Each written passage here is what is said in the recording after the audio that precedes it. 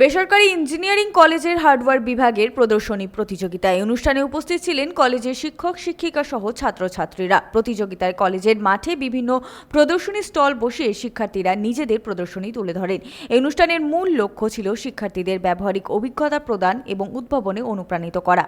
Hardware model making competition, এটা একটা international লেভেলের ইভেন্ট, আর আমাদের আসানসোল ইঞ্জিনিয়ারিং কলেজে এটা সেকেন্ড টাইম আমরা ইন্টারন্যাশনাল লেভেলের ইভেন্টটা করাচ্ছি। এই ইভেন্টে এত বড় করে আমাদের লোকালিটিতে 1600+ participate colleges, 56+ teams, so it's a like whole event, ঠিক আছে। আর এখানে প্রজেক্টস যেগুলো আছে এগুলো নট অনলি জাস্ট প্রজেক্টস, এগুলো থেকে রিয়েল লাইফ ইমপ্লিমেন্টেশনস হয়েছে, আর ভবিষ্যতে আরও হবে। আগামী যুগে আর্টিফিশিয়াল ইন্টেলিজেন্সের যুগ আসছে, তো ওটা নিয়েও অনেক ছেলেমেয়ে ছাত্রছাত্রী কাজ করেছে।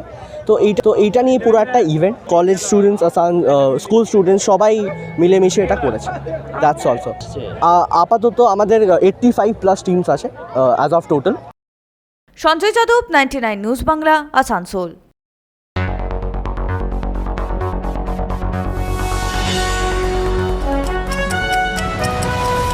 আপনারা দেখছেন 99 নিউজ বাংলা।